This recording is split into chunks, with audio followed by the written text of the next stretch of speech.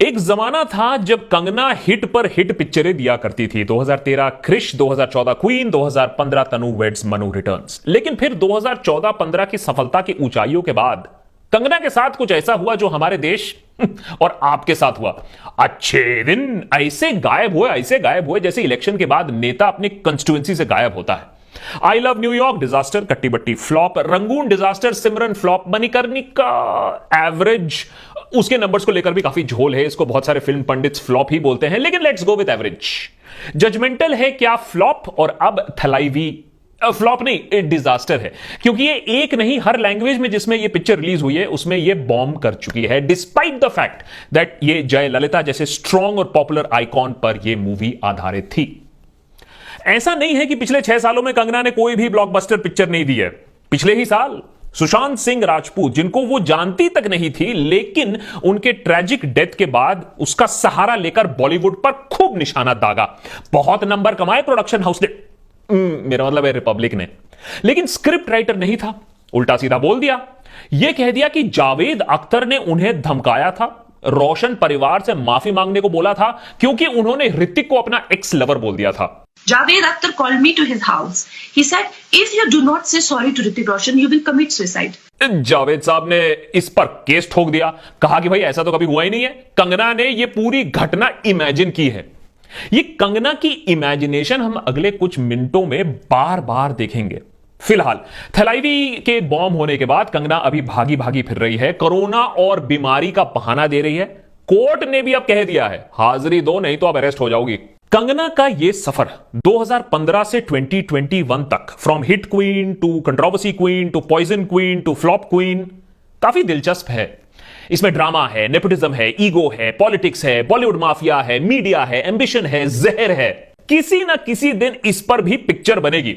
शायद कंगना खुद ही इसमें एक्ट कर ले, क्योंकि वो तो भाई best actress in the world है। अरे हॉलीवुड की भी बेस्ट एक्ट्रेसेस उनके सामने पानी भरती हैं। लेकिन आज फिलहाल शुरू करते हैं यह कहानी 2016 से।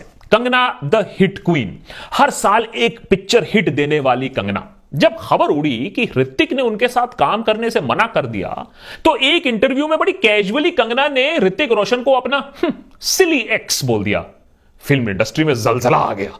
कंगना और ऋतिक का सीक्रेट अफेयर हुआ था। यह कब हुआ? फैंस ने पूछा, please nation wants to no.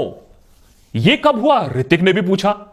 Hrithik बोला कि भाई किसी को भी अपना एक्स बना देना was not funny। लेकिन कंगना बोली, नहीं भाई वो ही मेरा एक्स था। मैंने सच में ही उस इंसान को बहुत प्यार किया था। Was there any relationship? No. The people are saying now, Hrithik, that there cannot be, there are broad generalizations being made.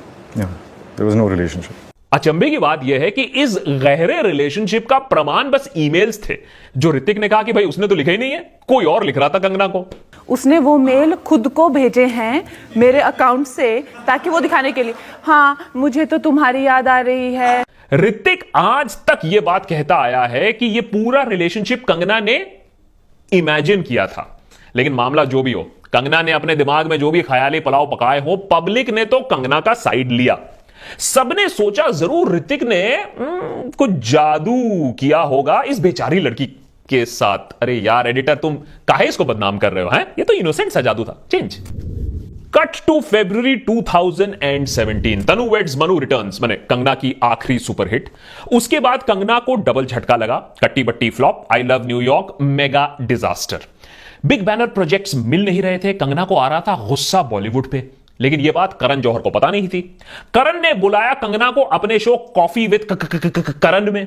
Kangana के दिमाग में जो भी चल रहा था वैलिड और इमेजिन्ड, लेकिन उस शो पे करण जौहर को कंगना ने ऐसा आईना दिखाया कि कोई जिंदगी भर नहीं भूलेगा। But in my biopic, if ever it's made, you'll play that stereotypical Bollywood biggie who is like, very snooty and completely intolerant to outsiders and, Intolerant is the word. Flag bearer of nepotism, the movie mafia. Bollywood mafia. Karan Johar का तो मुंह खुला का खुला ही रह गया था, और बेचारा सैफ अपने आप को छुपाने की कोशिश कर रहा था। जो भी कह लो भैया, कंगना का स्वैग तो था। कंगना पर लोग और भी दीवाने हो गए, क्योंकि कंगना ने जो कहा था वो टेक्निकली सही है। बॉलीवुड में नेपोटिज्म का बादशाह तो एक ही है। स्टार्स अपने बच्चे का नामकरण करवाने के बाद केजो के पास ही तो जाते हैं लॉन्च डेट बुक करने।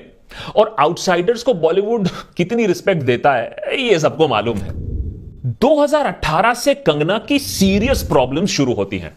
2017 में याद रखिए 2 बड़ी फ्लॉप्स फिर से, रंगून और सिमरन।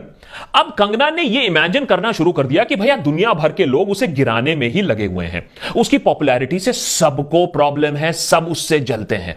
वैसे में भी सारा काम तो वही करती है, पिक्चर तो सिर्फ उसी की वजह से चलती है ना। जो गलती बहुत बड़े बड़े बॉलीवुड एक्टर्स ने किया था पहले, अब वो कंगना दोहराने लगी। पिक्चर से बड़ी मैं, इंडस्ट्री से बड़ी मैं, सब कुछ आता है मुझे। इस ईगो की बीमारी का इलाज ना पॉलिटिक्स में आज तक मिला है, ना बॉलीवुड में आज तक मिला है। सिमरन के राइटर अपूर्व अंसारी से झड़प हुई, सारा राइटिंग का क्रेडिट लेने का इल्जाम लगा कंगना पर। फिर केतन मेहता से फाइट। मेहता ने कहा कि भैया उनका एक प्रोजेक्ट था रानी ऑफ झांसी, उस प्रोजेक्ट को कंगना ने हाईजैक कर लिया। डायरेक्टर क्रिश के साथ मिलकर मणिकर्णिका रानी ऑफ झांसी बनाने लगे उसी लाइन पर। हां, वो दूसरी बात है कि बाद में डायरेक्टर क्रिश को भी बुरी तरीके से लताड़कर प्रोजेक्ट से बाहर निकाल दिया, लात मारकर, और कंगना ने मणिकर्णिका डायरेक्शन का भी पूरा क्रेडिट ले लिया। मणिकर्णिका बनते बनते पिक्चर से ज्यादा कंगना की कंट्रोवर्सी चलती रही। उसके साथ अब कम लोग काम करना चाहते थे, लेकिन तब तक कंगना को मिल गया था नेशनलिज्म का सहारा। देशभक्ति के दम पर मणिकर्णिका पर बहुत सारा पैसा लगाया गया। एग्जैक्टली कितना किसी को मालूम नहीं है आज तक। लेकिन मजे की बात यह है कि फर्जी देशभक्ति के नाम पर यह पिक्चर पाकिस्तान में भी चली और पुलवामा हमले के बाद भी पाकिस्तान में चलती रही, वहां पैसे कमाती रही।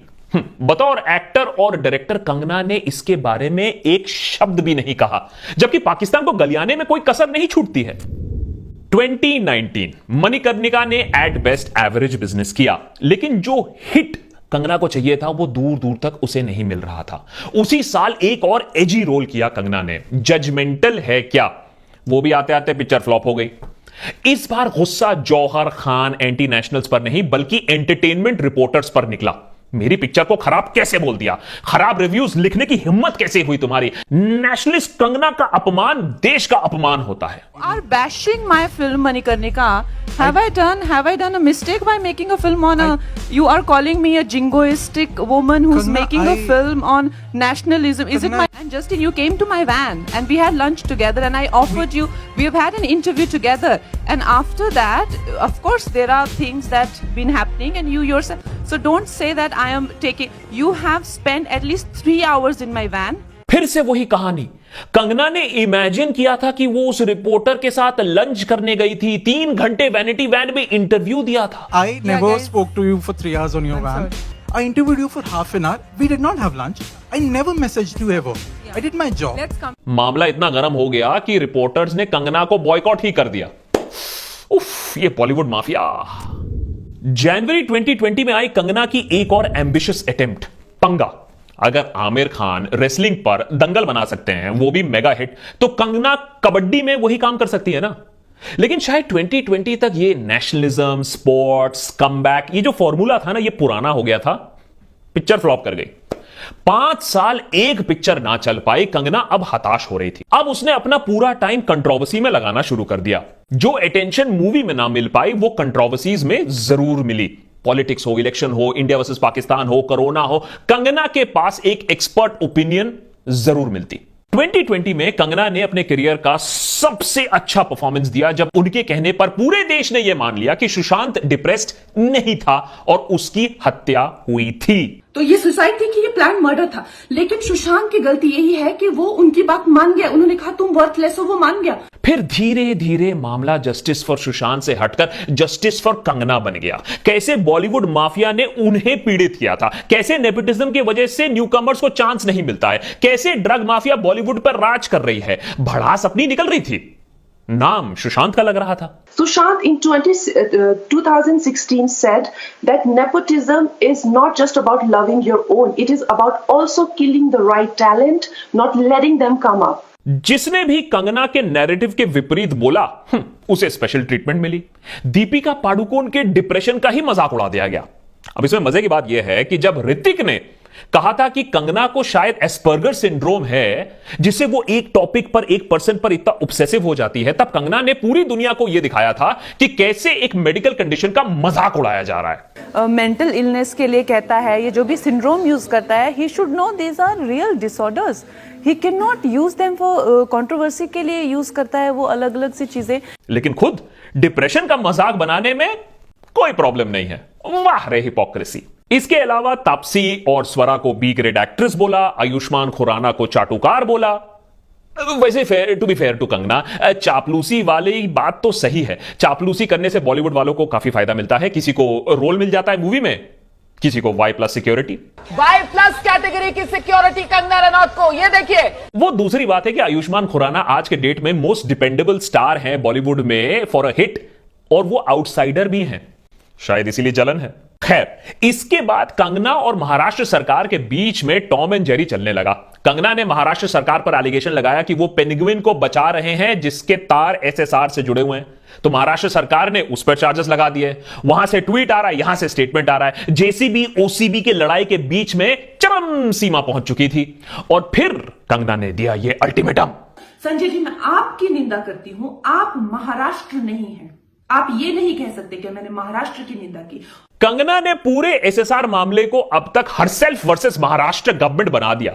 अरे इतने अच्छे पॉलिटिकल गेम्स खेलने की वजह से कम धूम 4 में लीड कास्ट तो मिलना ही चाहिए, अगर MP का टिकट ना भी मिले तो। उद्धव ठाकरे, तुझे क्या लगता है कि तूने फिल्म माफिया के साथ मिलके मेरा घर तोड़ के मुझसे बहुत बड़ा बदला लिया है? आज मेरा घर टूटा है, कल तेरा घमंड टूटेगा। कंगना ने कंट्रोवर्सी की दुनिया में ऋतिक रोशन का अंगूठा पकड़ के एंट्री किया था। तब ऋतिक को गलियाने वाले लोग आज उन्हें सिंपैथी दे रहे हैं, कह रहे कि oh we finally get your point. तो तेरे को हरामी समझता था, तो राम निकला रे, देव मानुस निकला रे।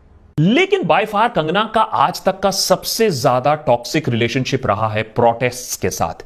चाहे वो शाहीन बाग प्रोटेस्ट हो, स्टूडेंट प्रोटेस्ट हो, एक्टिविस्ट प्रोटेस्ट हो, फार्मर प्रोटेस्ट हो, कंगना के अंदर का IT सेल जग जाता है। किसी भी सरकार को सवाल उठाने वाले को डिस्क्रेडिट करने के लिए वो हमेशा तत्पर रहती है, क्वीन ऑफ ट्रोल्स। और इस IT सेल ट्रोलिंग में कंगना की इमेजिनेशन काफी फर्टाइल, माने उपजाऊ है। अरे सिंगू बॉर्डर पर उनको खालिस्तानी दिख जाते हैं, मतलब आप सरकार से लड़ो तो झांसी की रानी, बाकी सब खालिस्तानी। कंगना का ये जो इमेजिनेशन है उसके करियर और उसके नाम को डुबाने में ना बहुत बड़ा रोल प्ले कर रहा है। फार्मर प्रोटेस्ट में आई एक बुजुर्ग महिला को 100 रुपए में मिलने वाली औरत बोल दिया। उसके बाद 2 दिन जो दिलजीत दोसांझ और पूरे पिंड से मार पड़ी, कंगना का तो हुलिया ही बदल गया। अब यूजुअली कंगना के मुंह ज्यादा कोई सेलिब्रिटी लगते नहीं है, लेकिन दिलजीत पाजी ने चीर के रख दिया। इस घटना के बाद कंगना और भी खिसियाई और खंबा नोशन लगी। पिछले कुछ सालों में कंगना का करियर वेंट फ्रॉम कंगना ने इस पर क्या बोला टू कंगना ने इस पर क्यों बोला टू फाइनली कंगना ने इस पर भी बोल दिया। 2021 जब यूपी में कोविड से मौतें बढ़ी और गंगा में बॉडीज पाई जाने लगी, तो कंगना ने कहा, अरे ये यूपी थोड़े ना है, ये तो नाइजीरिया के नजारे हैं। अभी कल पता चला कि एक जो तस्वीरें हैं जहां गंगा में लाशें तैर रही हैं वो वायरल हो रही हैं, लेकिन वो पता चल रहा है तस्वीरें नाइजीरिया की है। जी, योगी जी तो बस नाम बदलते हैं, इन्होंने तो लोकेशन ही बदल दी। कंगना को देखकर समझ में नहीं आता है आजकल कि वो ब्रेन वॉश ज्यादा हैं या कंफ्यूज्ड हैं ज्यादा, क्योंकि या तो ये एकदम ही बड़ी मुंहफट है या तो एकदम भोली है। अब देखिए ना, कभी कभी इनको मेडिकल ऑक्सीजन पेड़ों में दिखता है। देखो सिंपल है, कभी भी कंट्रोवर्सी हो तो आप ये देखो कि उसमें कंगना कौन से साइड पर है। मैं गारंटी करके कह सकता हूं कि दूसरे साइड पे आपको लॉजिक ज्यादा मिल जाएगा। इनकी बातों में लॉजिक ढूंढना मतलब नाइजीरिया में गंगा ढूंढना, अरे नहीं मिलेगा। लेकिन 2021 में कंगना ने चोमुपंथी की चरम सीमा तब पार कर दी जब बंगाल में हार के बाद बीजेपी से ज्यादा हताश दिखी कंगना, और फिर उन्होंने मोदी जी को बोल दिया कि मोदी जी अब आप अपना असली रंग दिखा ही दीजिए ममता बनर्जी को। फाइनली ट्विटर ने कहा, बस बहना बस, अब ना हो पाएगा, और हमारे प्लेटफॉर्म में मजा थोड़ा कम हो जाएगा, ट्रैफिक थोड़ा कम हो जाएगा, लेकिन ये कॉल फॉर मास वायलेंस ना चलेगा यहां। और कंगना को ट्विटर ने कहा, पहली फुर्सत में निकल। कंगना और उसकी बहन रंगोली अपना विश आजकल इंस्टाग्राम और कू ऐप पर निकाल रही हैं, लेकिन कंगना का इमेजिनेशन अभी भी उतना ही चल रहा है। पहले खान्स और जौहर से प्रॉब्लम थी, फिर बॉलीवुड से प्रॉब्लम थी, आजकल कंगना को हॉलीवुड से प्रॉब्लम है। उनका लेटेस्ट कहना यह है कि हमें आत्मनिर्भर बनना चाहिए, हॉलीवुड पिक्चरें बैन कर देनी चाहिए, तब शायद मरमरा के कोई उनका पिक्चर देख ले, चॉइस ना मिले तो मजबूरी में ही उनको थोड़े से पैसे मिल जाए। Master stroke. कहते हैं कि कंट्रोवर्सी से बॉलीवुड मूवीज चलती हैं। कम से कम कंगना ने इस विचारधारा को तो गलत साबित कर दिया है। हाल ही में उनकी एम्बिशियस थलाईवी प्रोजेक्ट भी बनी एक फ्लॉप। लगता है आईटी सेल का सपोर्ट सिर्फ ट्वीट करने के लिए है, पिक्चर जाकर और टिकट खरीदने का नहीं है। लेकिन फ्लॉप की खबर के साथ साथ आई कंगना की announcement of her latest ambitious project, जिसमें वो सीता मां का रोल प्ले करेंगी। Wishing her all the best, क्योंकि कंगना वाकई में ही एक टैलेंटेड एक्ट्रेस है, थी, व्हाटएवर। लेकिन कहीं ना कहीं उनका गुस्सा, उनका गुरूर, उनके अंदर जो पॉइजन बैठा हुआ है वो उन्हें नीचे खींच रहा है। हाल ही में एक इंटरव्यू में कंगना ने मजाक मजाक में कह दिया कि अगर उनको किसी को अनफॉलो करना हो अपनी जिंदगी में तो वो अपनी सिस्टर रंगोली को अनफॉलो कर देंगी और कंट्रोवर्सी से फिर वो बच जाएंगी। मजे की बात है ना, इंसान मजाक मजाक में कितनी गहरी और कितनी सच्ची बात कह जाता है। नेता टाइप आधा काम मत करो, सब्सक्राइब के साथ साथ बेल आइकॉन भी दबाओ।